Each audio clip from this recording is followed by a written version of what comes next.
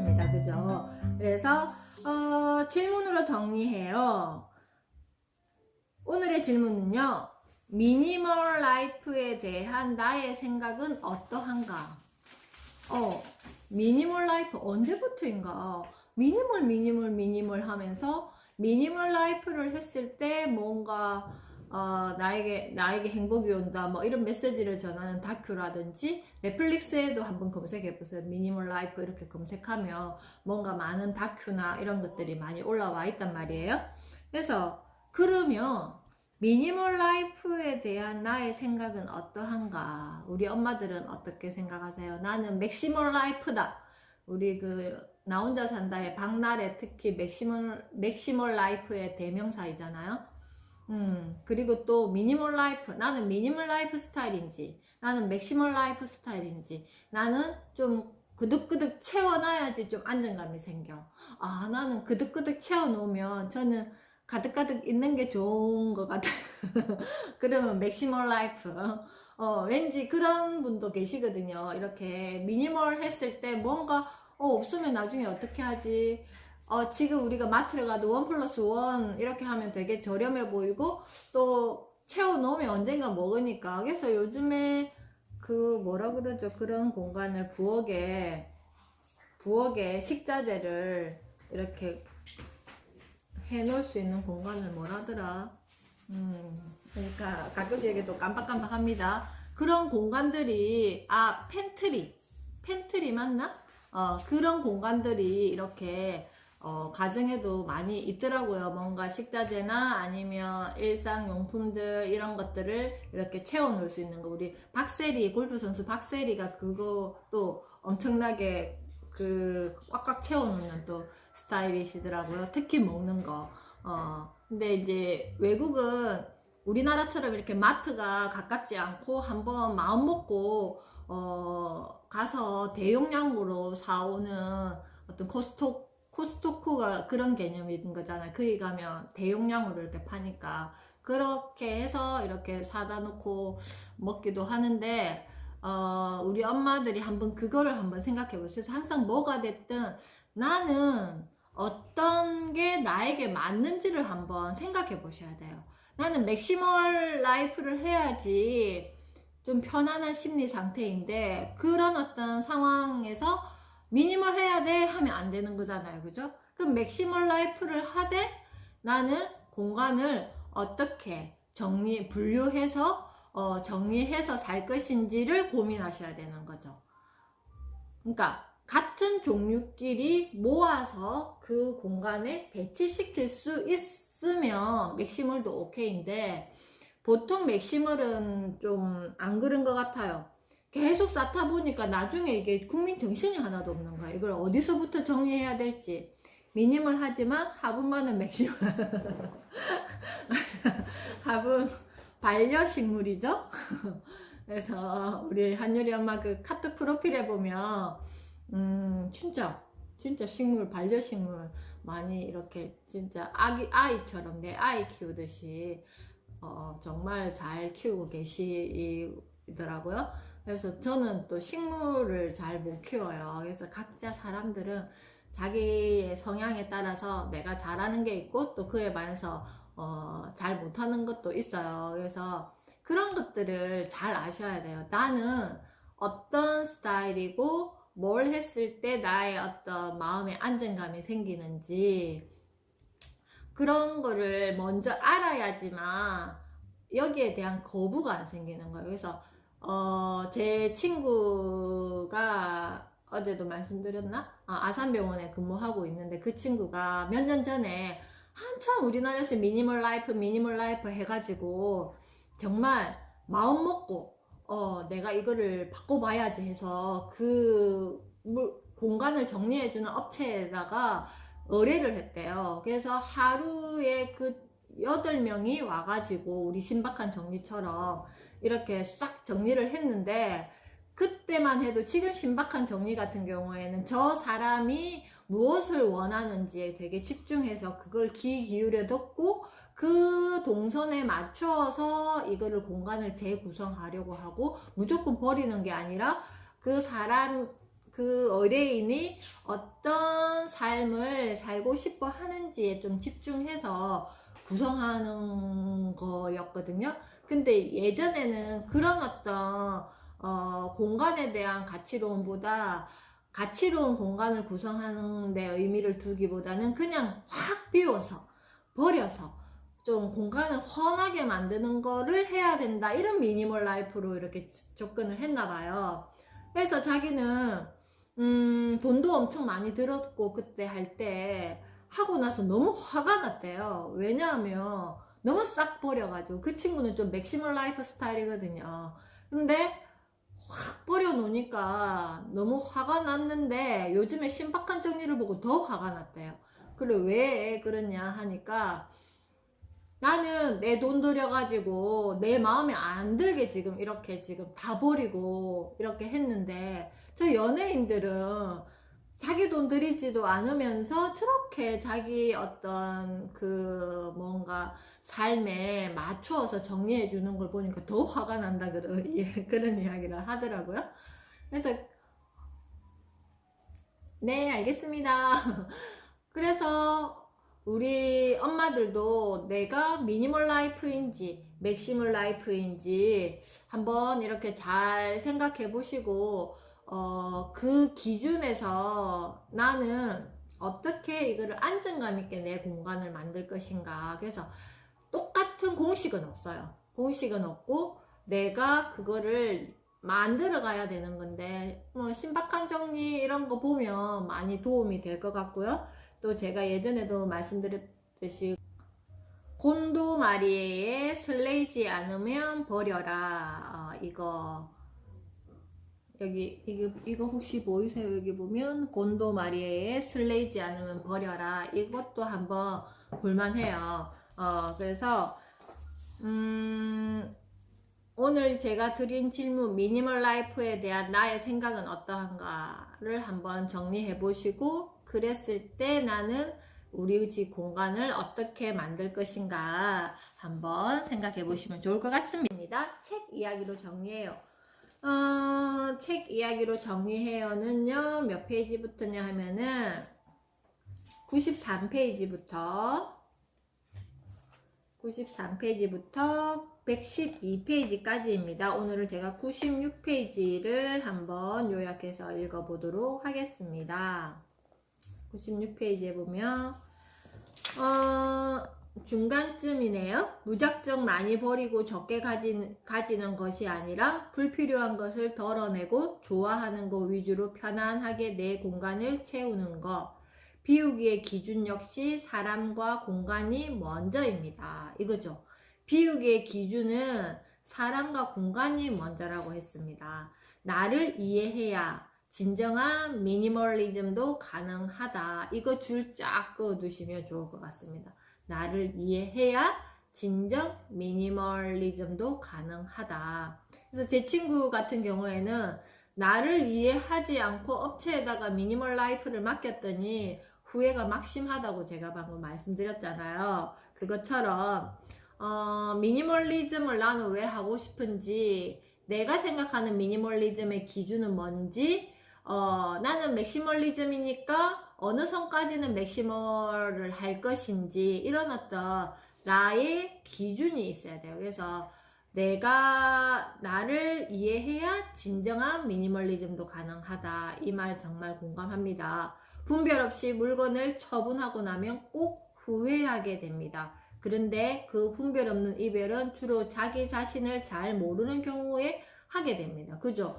내가 이 물건에 대해서 어떤 기준을 가지고 있고 어떤 그게 있는지. 그래서 거기 보면 신박한 정리해 보면 비움, 채움, 욕구, 비우는 거, 그리고 그냥 두는 거, 그 다음에 욕구인지. 이 욕구는 주로 보니까 그 번개장터에 다시 되팔리는 것 같더라고요. 아니면 버릴 것인지. 그렇게 해서 박스를 분류해 가지고 물건을 먼저 분류를 하더라고요. 그래서 스스로에 대해 예민한 사람들은 물건도 라이프 스타일에 맞게 보유하고 정리합니다. 나에게 맞는 물건, 나에게 맞는 라이프 스타일을 만들고 있는 거죠. 나에게 무엇이 우선인지, 내가 무엇을 좋아하는지, 내 상황은 어떠한지를 잘 알면 물건도 알맞게 갖춰지는 것이죠. 내가 무엇을 좋아하는지, 내 상황이 어떠한지. 제가 저번에 말씀드렸잖아요. 저도 옷이 굉장히 많았어요. 아예 옷방이, 전용 옷방이 있을 정도로 많았고, 신발도 굉장히 많았고, 액세서리도 굉장히 많았어요. 시계도 엄청 많았고, 스카프도 엄청 많았고. 그런데 그때는 저의 심리 상태가 어땠냐 하면은, 안정적이지 않은 심리 상태였던 것 같아요. 그래서 매일 내가 그냥 나를 세팅함으로써 나라는 사람에게 어떻게 한다? 보상해준다 라는 느낌이었던 것 같아요. 그 보상, 그냥 내가 좋아하는 옷, 내가 좋아하는 액세서리, 내가 좋아하는 스카프. 그런데 사도 스카프 박스만 한 2박스, 3박스 정도 되었던 것 같거든요. 그래서 스카프만 보면 사는 거예요. 그리고 뭔가 액세서리도 저거 좀 특이하다 하면 또 사는 거예요. 옷도 마찬가지. 그래서 뭔가 컨셉이 없었어요. 컨셉이 없고 장르가 없었고, 그래도 항상 뭔가 부족하다고 느꼈고 만족되지 않았고, 그걸로 인해서 뭔가 채우려고 했던 것 같은데, 지금은 제가 그렇지 않다고 말씀드렸잖아요. 그래서 나에게 무엇이 우선인지, 내 하루에서 가장 우선이 뭔지 이제 알게 되었고, 그리고 나는 무엇을 좋아하는지, 아이들이랑 편안하게 내 어떤 하루 일과에 집중하기 위해서는 액세서리가 별로 필요가 없는 거예요. 그리고 옷이 막 불편한 옷은 더 업무라든지 어떤 이런 하루 일상에 불편함을 주는 거예요. 그냥 제가 집에 이렇게 입는 옷을 입고는 아이들 속에 훅 들어갈 수 있지만, 막 이렇게 액세서리를 하고 스카프를 하고 막 치마를 입고 막 이렇게 굽 있는 신발을 신고 이렇게 했을 때는 아이들에 훅 들어갈 수가 없잖아요. 혹시나 여기 아이가 끓이면 어떡하지? 또 내가 이렇게 할 때 불편할 것 같으니까 주저주저 하기도 하고 그랬던 것 같거든요. 근데 지금은 그렇지 않아요. 내 상황에 맞춰서 내 하루에서 중요한 것은 어제와 다른 오늘의 나를 만나기 위해서 내가 하루를 만나고 하루를 생활하기 때문에, 지금 내 주위에 필요한 거는 바로바로 딱 한눈에 보고 찾아 입을 수 있는 옷, 한눈에 보고 그냥 신을 수 있는 신발, 그냥 액세서리 해봤자 그냥 이 시계 정도. 요즘에 핸드폰을 계속 보면서 시간을 체크하려고 하니까 불편해서 이 시계 정도만 착용하지, 그 외의 액세서리는 별로 이제 관심이 가져지지가 않더라고요. 그래서 내가 무엇을 좋아하는지, 나에게 무엇이 우선인데, 내 상황이 어떠한지를 잘 알면 물건도 알맞게 갖춰지는 것이죠. 우리 엄마들도 내 아이들 물건을 일단 떠나서 나의 물건을 한번 잘 살펴보세요. 잘 살펴봤을 때 나는 정말 내 물건 하나하나, 나와 관련된 내 물건 하나하나에 나는 애정을 쏟고 있는지 없는지, 혹시 소외된 나의 물건들은 없는지 한번 살펴보세요. 그랬을 때 그 소외된 물건들은 존재의 가치가 없잖아요. 내가 관심 가지지 않고 내가 필요로 하지 않기 때문에 그 아이들, 그러니까 그 소외된 그 물건들은 항상 갈망할 거잖아요. 어떻게 나도 한번 봐줘, 이런 느낌으로. 차라리 그러려면 그 물건의 가치를 더 해주기 위해서는 그 물건을 잘 쓸 수 있는 사람을 찾아서 보내는 게 낫겠죠. 그런 의미죠. 그래서 오늘 이 수업을 마치고 우리 엄마들이 1차적으로 나와 관계되어 있는 우리 집에 나의 물건들을, 주방에도 마찬가지, 나의 어떤 일상에 필요한 어떤 모든 것들을 한번 쭉 다 둘러보세요. 둘러보시고 한 번도 햇볕을 못 보고 있는 거는 없는지, 한 번도 1년이 지나도 내가 손을 터치 해본 터치를 안 한 것들이 뭐가 있는지 그런 것들은 내 것이 아니라는 거예요. 내 것이 아니고 다른 어떤 사람에게 갔을 때 더 가치로워질 수 있다. 한번 고민하시면서 이 챕터는 읽으시면 좋을 것 같습니다. 그래서 여기 보면 미니멀 라이프도 좋지만 93페이지에 보면 미니멀보다 라이프가 먼저다. 그 나와 관계된 나의 물건들 어떤 것들이 내 라이프 속에서 충분히 나와 함께 지내고 있는지 뭐가 됐든 그거를 한번 잘 보시고 버릴 것인가 94페이지 버릴 것인가 말 것인가도 물건과 이별하는데도 예의가 필요하다 그랬어요. 그래서 그 설레이지 않으면 버려라 여기 그 다큐에도 보면 물건을 버릴 때도 이렇게 그냥 이렇게 버리는 게 아니라 이렇게 이렇게 안으면서 지금까지 나와 함께 이렇게 있어줘서 고마워라는 어떤 의식 같은 걸 하더라고요. 그리고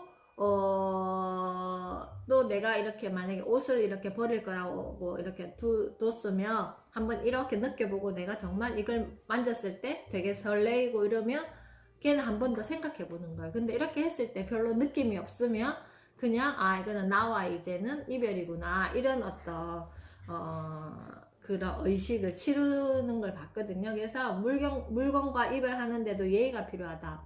이별하는 것도 예의가 필요하겠지만 내가 평소에 나의 물건들을 대하는 것도 예의가 필요해요. 그래서 나에게 온 나의 어떤 사소한 물건들도 어떻게 한다? 나를 위해서 존재하는 거잖아요. 그러면 그것들에 대해서 소중하게 생각해야 되겠죠. 그래서 한번 생각해 보시고요. 96페이지에 보시면 나를 이해해야 진정한 미니멀리즘도 가능하다라고 했습니다. 그래서 여기 보면 무조건 다 버리라고 한 거 아니잖아요. 이분은 베이킹을 되게 좋아하나 봐요. 그러면 어떻게 보면 미니멀 라이프의 관점에서 보면 이거는 너무 맥시멀이잖아요. 그렇지만 이건 다 베이킹을 하기 위해서 필요한 도구라는 거예요. 그래서 이렇게 공간을 딱 만들어서 그 베이킹과 관련된 것들을 어떻게 한다? 같이 다 이렇게 모아둔다라는 거야. 모아두지만 그냥 두는 게 아니라 이렇게 잘 배치해서 사용하기 편하게 해둔다. 그죠? 그래서 이렇게 하다 보니까 결국은 좋아하는 일에 집중해서 창업까지 준비하게 되었대요. 이런 거죠. 여기 보면 아까 우리 미니멀인데 식물은 맥시멀이라고 말씀하신 우리 엄마도 이것보다 훨씬 더 잘 해 놓으셨더라고요. 그래서 이런 것들 나는 식물을 좋아하면 이 아이들을 데리고 또 어떻게 한다? 공간을 이게 어떻게 보면 베란다 한 공간이지만 굉장히 화분의 수는 많지만 지저분하지 않고 보기 좋게 이렇게 배치되어 있잖아요.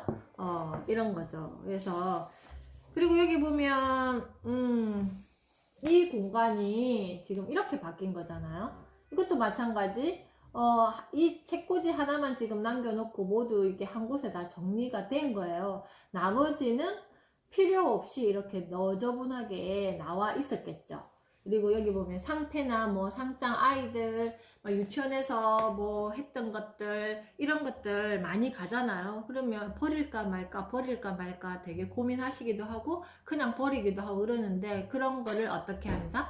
사진을 찍어서 보관한다. 그래서 뭐 엄마들이 인스타나 이런 거를 하시고 계시는지 뭐 SNS 뭐가 됐든 하시고 계시는 분도 계시고 안 하시는 분도 계시겠지만 뭐 앨범을 만들어도 되고 카일락 프린트가 있으면 그렇게 해서 하나하나 파일을 만들어도 되고 아니면 비공개로 해가지고 그냥 내가 저장시켜놓는 개념으로 이렇게 정리하셔도 될 것 같아요. 그래서 저도 2006년부터 오프라인 일기장을 그냥 노트에 스프링 노트에 일기장을 썼지만 아이들이 어렸을 때는 싸이월드에 보면 그게 또 저장되어 있고 그리고 페이스북에도 저장되어 있고 조금 더 지나서는 이제 블로그에도 이렇게 정리를 이렇게 해두는 편이거든요.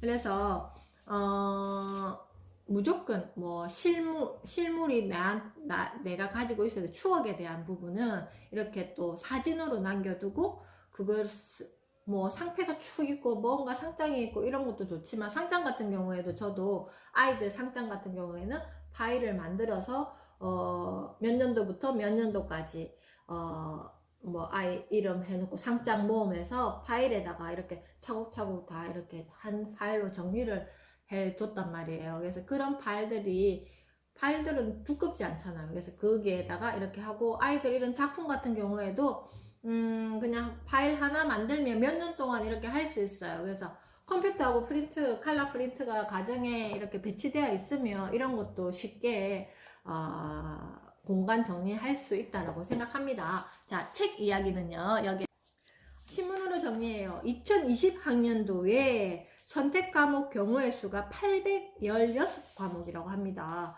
과목이 이렇게 많았어요. 그럼 우리 아이들을 어떻게 도와주어야 할까요? 선생님, 우리 애는 아직 지금 뭐 수능 별로 상관없는데요.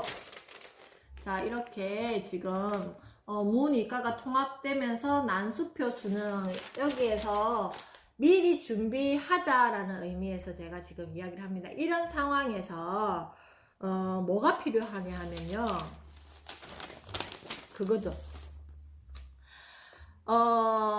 교재 이외에 다양한 지문을 읽고 분석하는 훈련이 필요하다라고 뭐 조언을 했다라고 이렇게 메시지가 되어 있는데, 평소에 내가 무슨 과목을 들을 것이다, 무엇을 하고 싶다, 이런 생각들이 있잖아요. 지금 우리 작은 아이 같은 경우에도 이제 올해 중3이니까 저랑 같이 매일 조금씩 이야기해요. 고등학교 진로에 대해서 어디를 갈 것인지, 어디 학교는 이런 어떤 특성이 있고 어디 학교는 이런 특성이 있고, 본인은 뭘 하고 싶고, 본인이 뭘 하고 싶은데 나는 어떤 학교를 가고 싶다. 그래서 지금 학교에서도 4월에 진로 상담을 한번 하고, 그리고 1학기 때 2번 하고 2학기 때 최종 결정할 때 또 한 번 한다라고 하더라고요. 그래서 오늘 계속 이번 주에는 그런 이야기를 많이 했어요.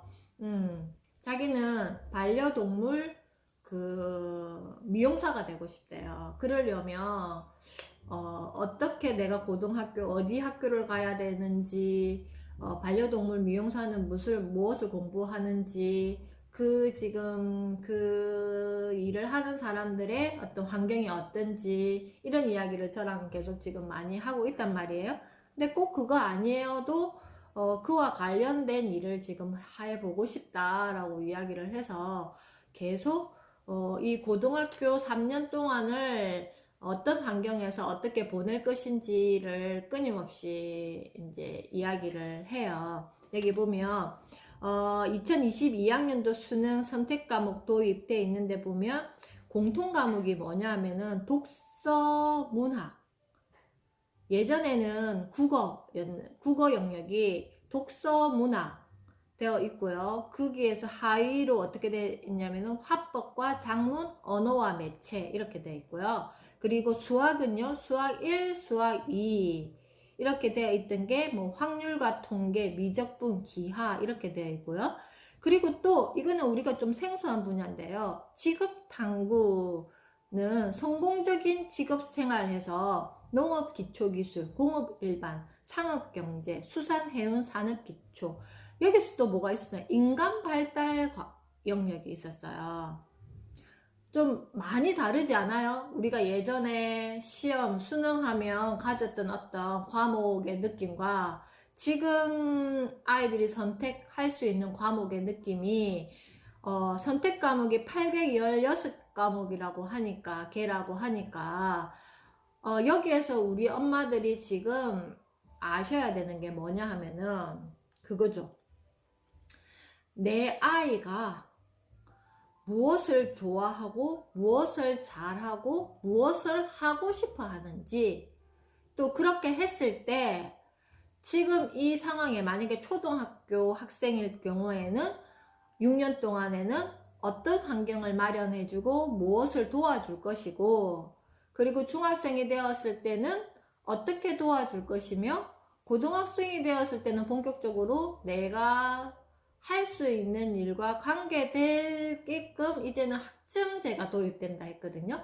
2025년부터 우리 아이들이 고등학생이 됐을 때는 당연히 그렇게 되어 있겠죠. 이제 그 시스템이 어느 정도 정착되어 있겠죠.